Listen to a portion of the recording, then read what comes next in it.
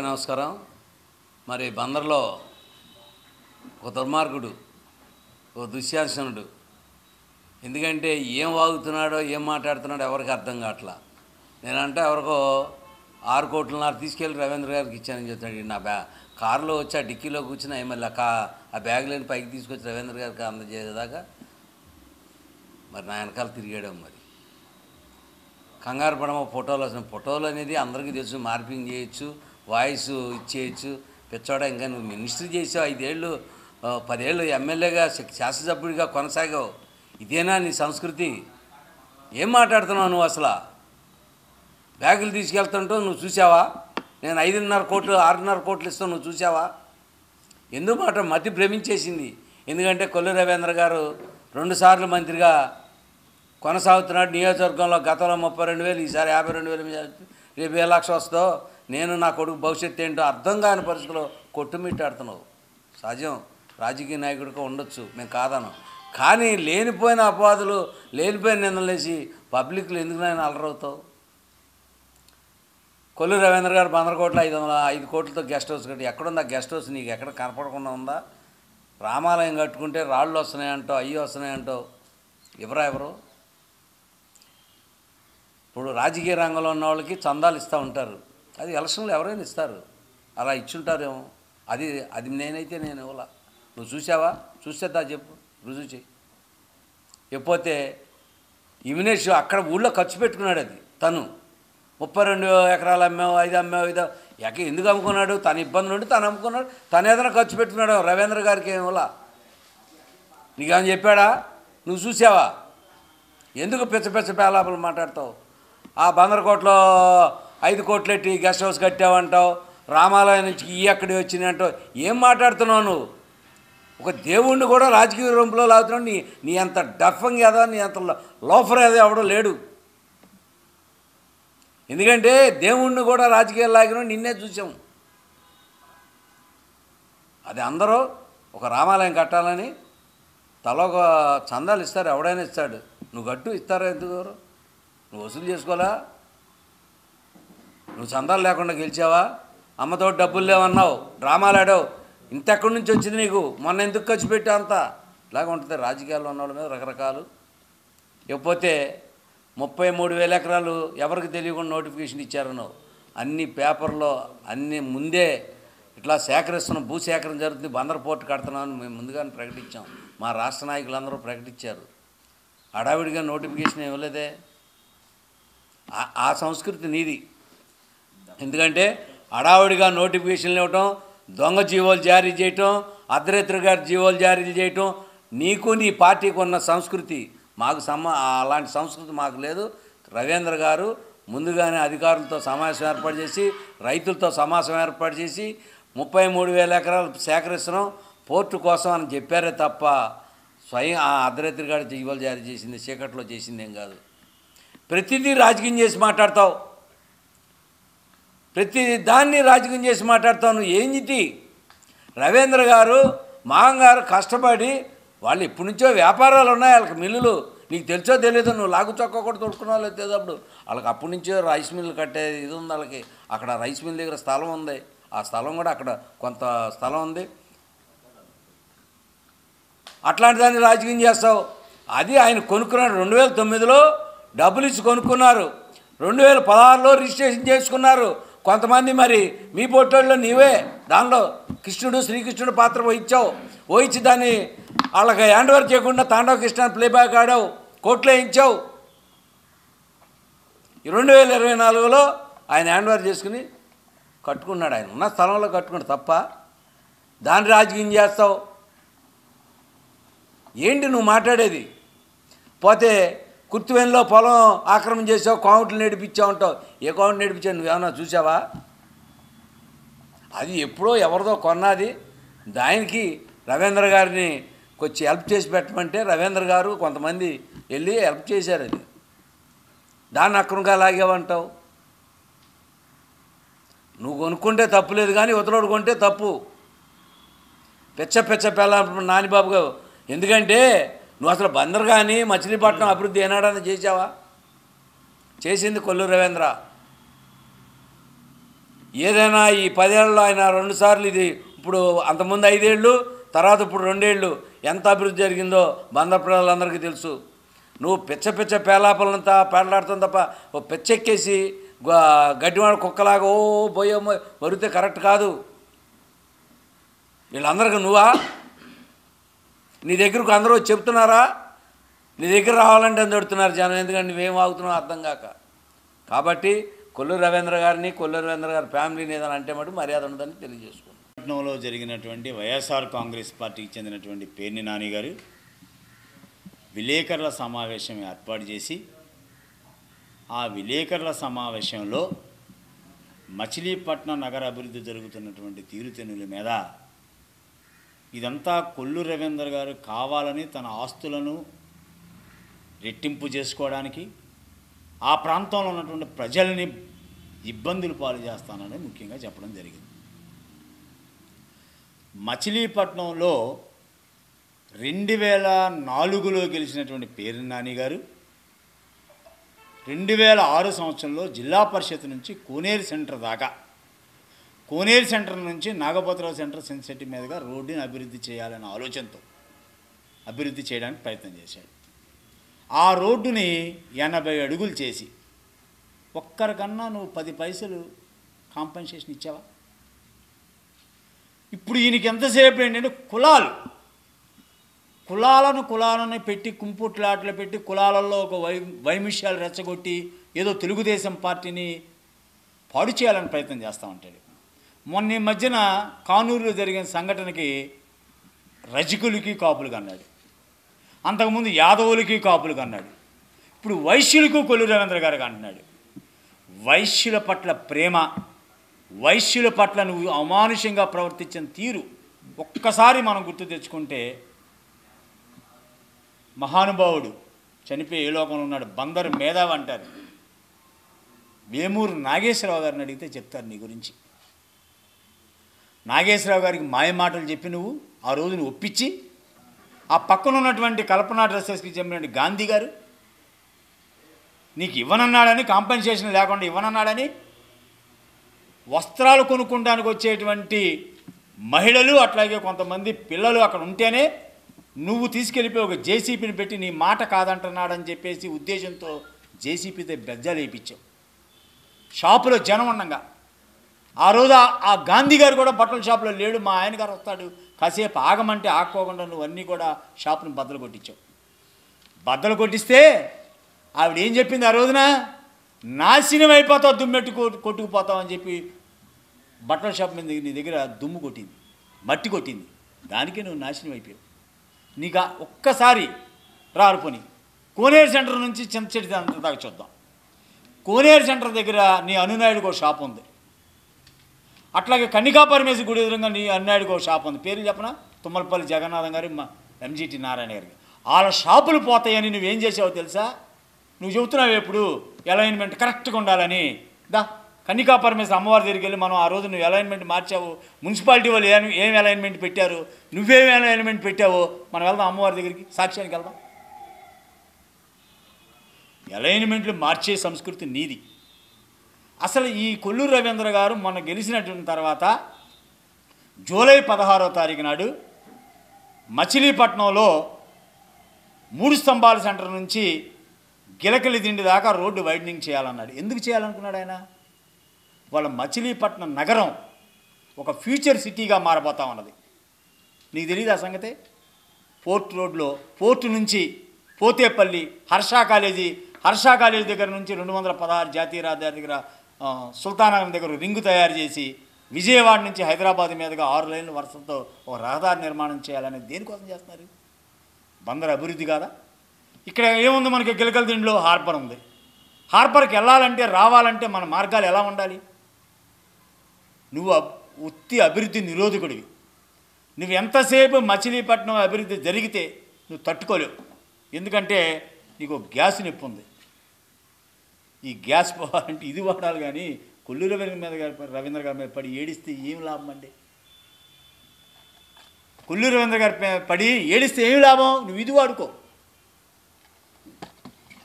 మచిలీపట్నంలో 3 స్తంభాల సెంటర్ దగ్గర నుంచి కోనేరు సెంటర్ దాకా ఆ స్థల యాజమాన్యులు, వ్యాపారస్తు వర్గాలు, వైశ్య సోదరులందరూ కలిసి కన్నికా పరమేశ్వరి గుళ్ళో మీటింగ్ పెడితే రవీంద్ర గారిని మాస్టర్ ప్లాన్లో 100 అడుగులు రోడ్డు ఉందండి, దాన్ని మనం 80 అడుగులు చేద్దామని రవీంద్ర గారు అంటే వాళ్ళు ఏమడిగారంటే 60 అడుగులు చేయండి సార్, మాకు ₹1 వద్దన్నారు. ఎందుకండి 80 అడుగులు ఇవ్వండి, మార్కెట్ వాల్యూ గజం ₹56,000 ఉంది వాళ్ళ మచిలీపట్నం టౌన్లో. టీడీఆర్ బాండ్లు ఇస్తే ఒక్కొక్క గజానికి 4 రెట్లు చొప్పున ఎక్కువిస్తారు. ₹56,000 గజానికి ఇస్తే 4 రెట్లు ఎక్కువిస్తే ₹2,30,000 వస్తుంది ఒక్కొక్క గజానికి. అంత రేటు వస్తుందా?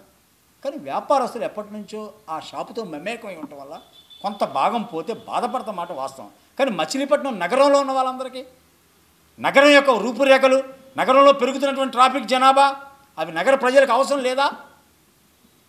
గజానికి ₹2,30,000 దాకా పైన వస్తాయి. కానీ నువ్వేం చెబుతున్నావు అంటే వ్యాపారస్తులందరితో మధ్యలో దూరిపోయి భయభ్రాంతులు తయారు చేసి మచిలీపట్నాన్ని అభివృద్ధి చేయకుండా ఉండాలని. నీ కుచ్చెత బుద్ధి, నువ్వు ఒక మారీచుడివి. మారీచుడు అంటే రామాయణంలో ఏంటో తెలుసా? సీతమ్మను దొంగిలించడానికి బంగారు వేషం వేసిన జింక. ఆ బుద్ధిని, కుటిల బుద్ధినిది. కొండపల్లోళ్ళు నీకు సహకరించలేదు ఎన్నికల్లో. అక్కడ ఏమీ లేకపోయినా నువ్వు చిలకలపూడి పాండురంగడి గుడి అవతల నుంచి మదర్ తెరీసా దగ్గర నుంచి 3 గుళ్ళు సెంటర్కి 130 అడుగులు రోడ్డు చేశాడు. అది అన్యాయం కదండి. అక్కడ అంత ట్రాఫిక్ ఉందా? ట్రాఫిక్ ఉందా? 130 అడుగులు. కొల్లూరు రవీంద్ర గారు ఆయన ఆస్తి ఉందని డెవలప్ చేస్తాను అని అంటున్నావు కదా. 2011లో ఎవరు అధికారంలో ఉన్నారండి? 2009లో నువ్వే గెలిచావుగా. 2011లో మాస్టర్ ప్లాన్ రోడ్డు డెవలప్మెంట్ మచిలీపట్నంలో 3 స్తంభాల సెంటర్ నుంచి గిలకలు తింటాక 100 అడుగులు రోడ్డు పెట్టావుగా. బెల్లాపకోట్ల సెంటర్ దగ్గర నుంచి చాకిరేపాలెం 5 రోడ్ల సెంటర్కి 40 అడుగులు నువ్వే పెట్టావుగా. సామాసి పక్క నుంచి 30 అడుగులు నువ్వే పెట్టిందేగా. మాస్టర్ ప్లాన్లో ఏముంది? రా ఇవ్వడం. పిచ్చి పిచ్చి ప్రలాపంలో ప్రస్తుతం అది సాక్షి ఉంది కదా. ఆ వ్యాన్లో ఒకటి ఖాళీగా ఉంటాయి, అవి రమ్మంటే నీకు లైవ్ ఇస్తాయి. అంటే జగన్మోహన్ రెడ్డి చెప్పే పరిస్థితిలో లేడు. మీ వాళ్ళందరూ మద్యం కేసులు ఇరుక్కుపోయారు. ఆ కల్తీ మద్యాన్ని మా నాయకుడు కొల్లూరు రవీంద్ర బయట పెట్టాడు. ఇప్పుడు నువ్వు ధర్నా చేయి ఆ కల్తీ మద్యం కోసం. అరెస్ట్ చేయమని జోగి రమేష్ని చేయమన్నావుగా, వాళ్ళందరూ చేయమన్నావు కదా. ఇప్పుడు నువ్వు చేయి ధర్నా. కల్తీ మద్యందారులందరినీ, తయారు చేయదారులందరినీ కూడా అరెస్ట్ చేయాలని నువ్వు. నీ బుద్ధి ఎప్పుడు కూడా మచిలీపట్నాన్ని అభివృద్ధి చేయకూడదు, మచిలీపట్నం అభివృద్ధి జరగకూడదు. ఇది నీ బుద్ధి. మచిలీపట్నం ఖచ్చితంగా అభివృద్ధి జరుగుతుంది. బడ్డీ కొట్ల వాళ్ళందరినీ కూడా మేము బాధ పెట్టామంటున్నావు కదా. బడ్డీ కొట్ల వాళ్ళందరికీ కూడా ఒక జోన్ తయారు చేయాలని ఆలోచన, ఫుడ్ కోర్ట్ తయారు చేయాలని ఆలోచన.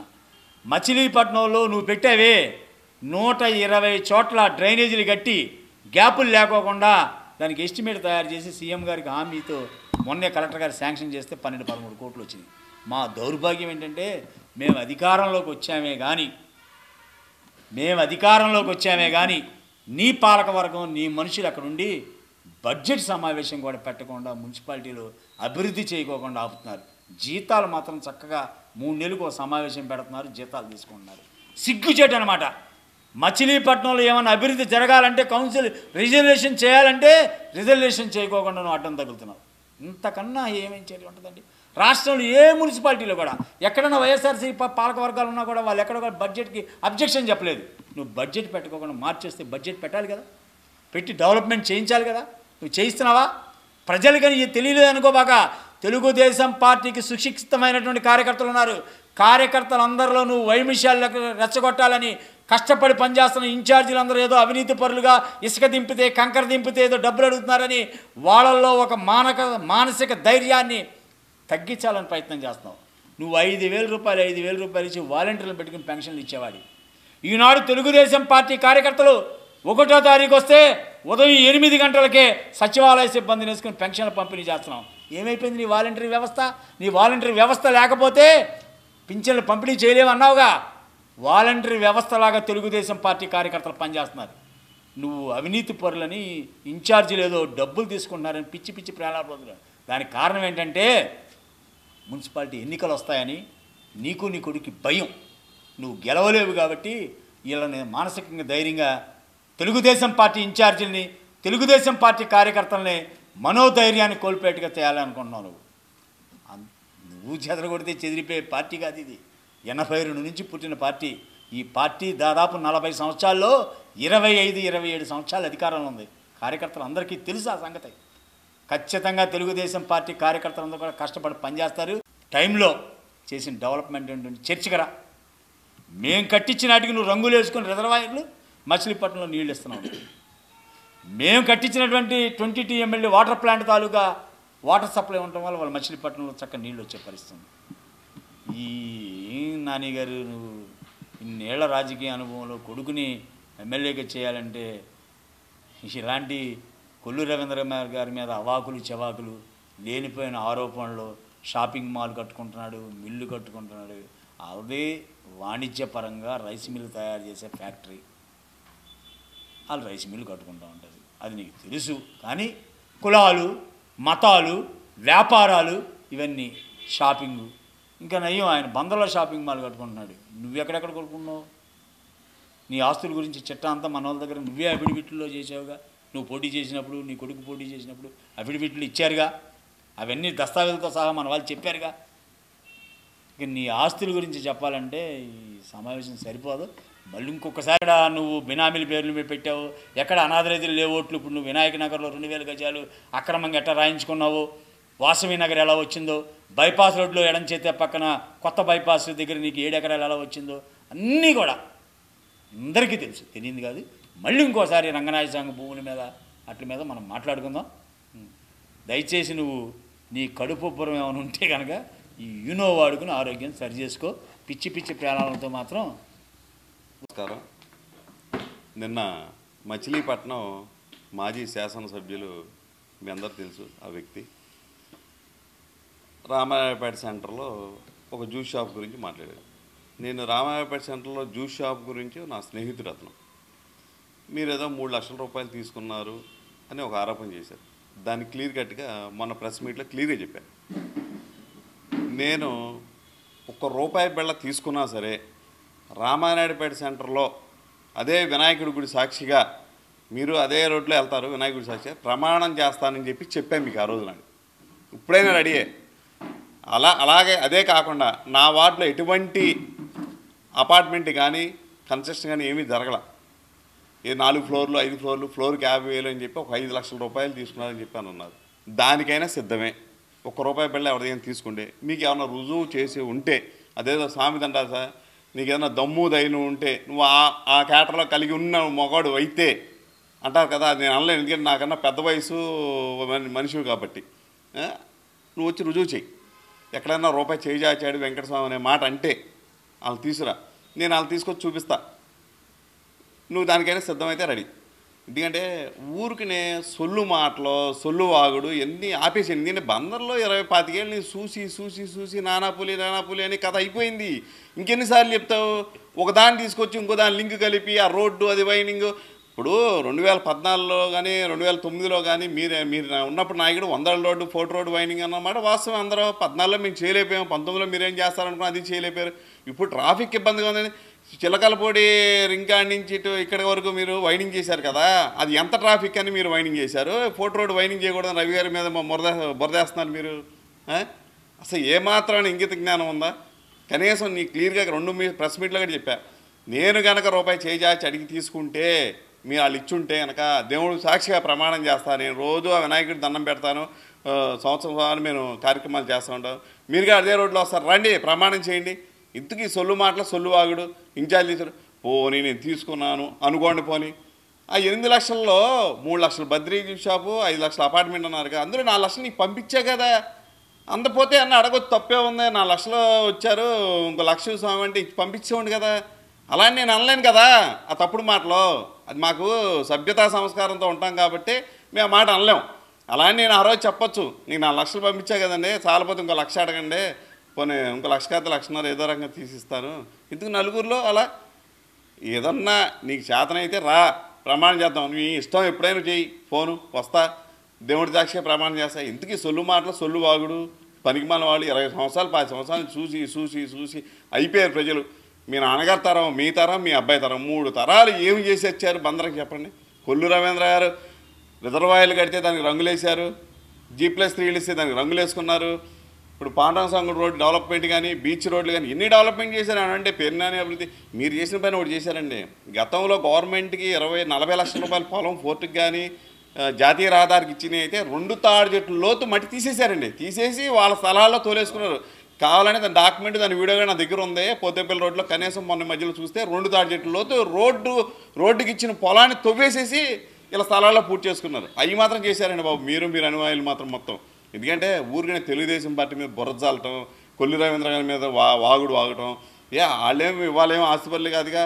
ఇప్పుడు పొల్లు రవీంద్ర గారు తండ్రి గారు కానీ వాళ్ళ మామగారు కానీ వాళ్ళ 2-3 తరాలు వెనక నుంచి చూస్తే పిచ్చ రోజుల్లోనే రైస్ మిల్లు ఉన్న రోజుల్లో వాళ్ళకి. మరి మీ తండ్రి గారు అయితే మరి రామాయపేట సెంటర్లో మేము మా తాతగారు మా తండ్రి గారు మేము అక్కడ మనం పుట్టి పెరిగిన వాళ్ళమేగా. మీకు ఎంత ఆస్తులు ఉన్నాయో వాళ్ళకి ఎంత ఆస్తులు ఉన్నాయో మనందరికీ తెలిసిన విషయమే కదా. ప్రజలందరూ చూస్తున్నారు కదా. మీకు ఇన్ని వేల కోట్ల రూపాయలు ఎక్కడి నుంచి వచ్చినాయి, రవి గారికి ఎక్కడి నుంచి వచ్చినాయని మీరు చెప్పక్కల్లా. వాళ్ళ ముందు నుంచి ఉన్నదండి. వాళ్ళ తాతగారు వాళ్ళ తండ్రి గారు వాళ్ళ మామగారు ఇచ్చిన ఆస్తులు డెవలప్మెంట్ చేసుకున్నారు. తప్పే ఉంది. ఇప్పుడు దానికి తప్పు లేదు కదా. ఆయన కట్టుకుంటున్నాడు నువ్వు కట్టుకోలేవని బాధండి. మీరంటే ఎక్కడెక్కడ ఆస్తులు తెలవకుండా హైదరాబాద్ బస్సు ఎక్కి బెంగళూరు డైరెక్ట్గా ఒక్కడే వెళ్ళిపోయి ఆ పనులు చూసుకుని వైజాగ్ పనులు చూసుకుని ఒక్కడే వచ్చేసండి. ఎవరు తెలియదు కదా. ఇంకా మాత్రం తెలియట్లేదు. ఉన్నదానిలో కట్టుకుంటున్నాడు. దానికి కనపడుతుంది. ఎవరైనా వీడియోలు తీనని రోజు మార్కెట్కి వెళ్ళి ప్రతి మనిషి బందర్లో ఉన్నాడు చేపల మార్కెట్కి వెళ్తాడు. వెళ్ళినప్పుడు చూస్తారా రవి గారి బిల్డింగే అంటారు. దాని దాచి కడతలేదు పరదాల మధ్యలో ఏమి పబ్లిక్గానే కడుతున్నాడు. నీ మాదిరిగా ఏదో బురజల్దాం ఇన్ఛార్జీలు ఏ ఇన్ఛార్జి డబ్బులు తీసుకుని చెప్పండి. తెలుగుదేశం పార్టీ కార్యకర్తలు ప్రతి ఒక్కళ్ళు కూడా కష్టపడి పనిచేసే మనస్తత్వం తప్ప ఎవడో చేజాచే అవకాశం అసలు ఆ పరిస్థితి రాని కూడా రాదు. మీ కార్యకర్తలు మీ అనుమానులు ఏదో చేశారని చెప్పి మా వాళ్ళు చేశారనమాట. ఉత్తమాట పేర్నాని గారికి ఇదే చెప్తున్నా. ఎప్పుడైనా చెప్తా నేను ప్రమాణపూర్తిగా ఏ బిల్డింగ్లో అయినా సరే ప్రమాణపూర్తిగా రూపాయి తీసుకుని స్వామి తీసుకున్నాడనే మాట చెప్పమని చాలు. నేను ప్రమాణపూర్తిగా కొట్టేసి చెప్తా. నీ ఇష్టం ఏ గుడైనా సరే. నేను ఆ గుడైనా అంటలా ఏ గుడైనా సరే ఎక్కడ రూపాయి చేజాచకుండా వాళ్ళ వరకు రాజకీయం చేసాం 2014 నుంచి ఈ రోజు వరకు. అందుకే ఇంత ధైర్యంగానే మాట్లాడగలుగుతున్నా. తీసుకుంటే నేను ఇంత ధైర్యంగా మాట్లాడంగా ప్రమాణపూర్తిగా అన్నగా. నాకు పిల్లలు ఉన్నారు. పోనీ అలా అయినా సరే ప్రమాణం అన్నా నేనేమి వెనకాడతలా. నీ మాదిరిగానే నేను సొల్లుపల్లి నేను చెప్పట్లా. అంతేకాకుండా ఇన్ఛార్జీలు అంటే ఏ ఇన్ఛార్జీలు తీసుకున్నారండి? ఏ ఇన్ఛార్జీలు తీసుకున్నారు? మీకు నోటికి వచ్చినట్టు మాట్లాడుతున్నా కరెక్ట్ కాదు. అది ప్రతి ఇన్ఛార్జి కష్టపడి పనిచేస్తున్నాడు. ఎందుకంటే తెలుగుదేశం పార్టీ సిద్ధాంతాలు అది. మేము నోటికి వచ్చినట్టుగా మాట్లాడడం ఏ విషయం కూడా అది గుర్తుపెట్టుకుని మాట్లాడాలని. బందర్ ప్రజలందరికీ తెలిసిందే. ఇక్కడ 3 సార్లు ఎమ్మెల్యేగా చేసి ఒకసారి మంత్రిగా పనిచేసి ఎంతో భవిష్యత్తు ఉండి ఎంతో అభివృద్ధి చెందాల్సిన బందర్ని సర్వనాశనం చేయటమే కాకుండా 25 సంవత్సరాలు పైబడి తన మాయ మాటలతో నాటకాలతో రకరకాలైన హావభావాలతో ప్రజలందరినీ మోసం చేస్తూ మాయమాటలు చెప్పి బతకటమే జీవితంగా నడుస్తున్న ఈ పేరుని నాని నిన్న మళ్ళీ తయారైపోయాడు. ఒక మ్యాప్ ఒకటి తగిలిచ్చాడు. ఏంటి దౌర్జన్యం అంటాడు, ఏంటి దుర్మార్గం అంటాడు. కేవలం నీకు కావాల్సింది ఏంటంటే ఎక్కడ వేసిన గొంగళి అక్కడే అన్నట్టుగా బందర్ అలాగే ఉండాలి. బందర్ అభివృద్ధి చెందకూడదు. బందర్లో ప్రజలు అభివృద్ధి చెందకూడదు. నీ కుటుంబం మాత్రం వేల కోట్ల రూపాయలు సంపాదించుకోవాలి. తరాలకి సరిపడా ఆస్తులు తరతరాలు కూర్చుని తిన్నా తరగనంత ఆస్తులు నీకు కావాలి. నీ కొడుకుని ఎమ్మెల్యేని చేయాలి, అందలం ఎక్కించాలి. ఇదే నీకు తెలిసింది. ప్రజల అభివృద్ధి వద్దు, బందర్ అభివృద్ధి వద్దు. నీకు ఎవరు ఏమైపోయినా నీకు కావాల్సింది అభివృద్ధి. ఇంకోటి కూడా కావాలండి ఈ పేరునానికి. తను ఎవడైతే ఎదిరించాడో, తన మాట ఎవడైతే ఎండో వాళ్ళని మానసికంగా హింస పెట్టడం, అధికారాన్ని అడ్డం పెట్టుకుని పోలీసు వ్యవస్థని, రెవెన్యూని, మున్సిపల్ ఎంప్లాయీస్ని అడ్డం పెట్టుకుని వాళ్ళ ఆస్తుల మీద దౌర్జన్యాలు చేయటం, వాళ్ళ మానసిక స్థైర్యాన్ని దెబ్బతీయటం, ఈ విద్యలన్నీ కూడా బందర్ ప్రజలు చూశారు. నేను ఇంకో మాట చెప్తున్నావు, బడ్డీ కొట్లు కొట్టేసి వాళ్ళు ఉసురు పోసుకున్నాడు కొల్లు రవీంద్ర అంటున్నావు. అసలు నీ వెనకాల తిరిగే వాళ్ళ అందరిది ఈ బడ్డీ కొట్లు వ్యాపారమేగా. బందర్ అందరికీ తెలుసు కాదు. ఆ బడ్డీ కొట్లని ఎంత అద్దెలకు ఇస్తున్నారు, దాని మీద ఎంత సంపాదనతో ఉన్నారు నీ వెనకాల ఉన్న అనుచరులని బందరు ప్రజలందరికీ తెలుసు. ఇంకొక విషయం కూడా చెప్తున్నాం, మా నాయకుడు కొల్లు రవీంద్ర గారు కేవలం బందరు అభివృద్ధి కోసం మాత్రమే ఏ పని చేసినా చేస్తాడని చెప్పి ఈ సందర్భంగా తెలియచేస్తున్నాం. తగుదునమ్మా అని ఇంకో మాట మొదలెట్టావు. 650 ఎకరాలు చంద్రబాబు నాయుడు గారు కొన్నారు, దాన్ని 10 అడుగులు 12 అడుగుల లోతు గోతులు పెట్టేశారు అని చెప్పి నువ్వు చెప్తున్నావు. అసలు ఆ గోతులు పెట్టింది ఎవరిలో? నీ గోడౌన్స్కి మట్టి ఎక్కడి నుంచి వచ్చింది? నువ్వు కొత్త హైవేలో నీ భూమిని అంతా ఎక్కడ మట్టితో పూడ్చావు? దానికి ఎన్ని కోట్ల రూపాయలు పెట్టి పూడ్చావు నువ్వు? దాన్ని పూడవాలంటే నువ్వు చేసిన దుర్మార్గం ఏంటనేది ప్రజలందరికీ తెలుసు. ఆ పోర్టు భూముల్లో నువ్వెంత అక్రమంగా తవ్వకాలు జరిపావు, ఎన్ని వందల కోట్ల రూపాయలు తిన్నావు అనేది ప్రజలందరూ గమనించారు. అంతేకాకుండా ఇన్ఛార్జీల గురించి మాట్లాడుతున్నావు, కదిలితే లంచం అంటున్నారంటున్నావు. మట్టి దింపినా, ఇసుక దింపినా, కంకర దింపినా, ఏదైనా కట్టడం కట్టాలంటే 50,000 ఇవ్వాలంటున్నావు. కలెక్షన్ బయలుదేరుతున్నారంటున్నావు. నువ్వు, నీ కార్పొరేటర్లు, నువ్వు పెట్టుకున్న ఇన్ఛార్జీలు ప్రజలను పెట్టిన బాధలు చూడలేకే కొల్లు రవీంద్ర గారిని 50,000 పైచులకు మెజార్టీతో గెలిపించారని ఈ సందర్భంగా మేము తెలియజేస్తున్నాం. తెలుగుదేశం పార్టీ ఇన్ఛార్జీలు కానీ కార్యకర్తలు కానీ ప్రజలకు సేవ చేస్తూనే ఉంటారు తప్ప ప్రజల మీద పడి వాళ్ళ దోసుకు తినాలనే ఆలోచన తెలుగుదేశం పార్టీ అనే దాని జీన్స్లోనే లేదని కూడా ఈ సందర్భంగా మేము తెలియజేస్తున్నాం. మరొక మాట చెప్తున్నాం, నీ కష్ట సాధింపులతో నువ్వు ఎక్కడైనా అభివృద్ధి చేయడం అనేది లేదు, కానీ ఎవరినైనా ఇబ్బంది పెట్టాలంటే మాత్రం నీకు రోడ్డు వైడనింగ్లు గుర్తొస్తాయి, ఎక్కడా లేని అసైన్మెంట్ ల్యాండ్లు గుర్తొస్తాయి. నీ పాత చరిత్ర అంతా తీ. బందర్లో ఎన్ని వందల ఎకరాలని, ఎన్ని వేల ఎకరాలని అక్రమంగా అసైన్మెంట్ లిస్టులో పెట్టావు నువ్వు.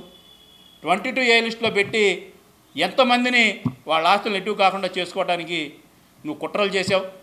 ఆ భయపెట్టి ఎందరు ఆస్తులను లాక్కున్నావు నువ్వు. ఈ చరిత్ర అంతా ఉంది. నోరుంది కదా అని పిచ్చ పిచ్చ మాటలు మాట్లాడుతూ నువ్వు ఏది చెప్తే అది బందరు ప్రజలు అంటారని చెప్పి మాత్రం అనుకోవద్దని ఈ సందర్భంగా తెలియజేస్తూ, నువ్వు చెప్పే ఎంత మాయ మాటలు చెప్తావు, ఎంత మోసపూరిత మాటలు చెప్తావు అనేది ఓ చిన్న ఉదాహరణ చెప్తాను. నేను మాట్లాడుతూ ఆ పెట్టిన గోతులు నువ్వే, దాన్ని ఎదరోళ్ళ మీద బురజాలటంలో నువ్వు సిద్ధహస్తుడు అని ప్రతి ఒక్కరికి తెలుసు. 4 కోట్లు అవుద్ది ఎకరానికి అంటున్నావు. నువ్వు కొన్న ఆస్తులు నువ్వు పూడ్చిన ఎన్నాటికి ఎన్ని వందల కోట్లు ఖర్చు పెట్టా?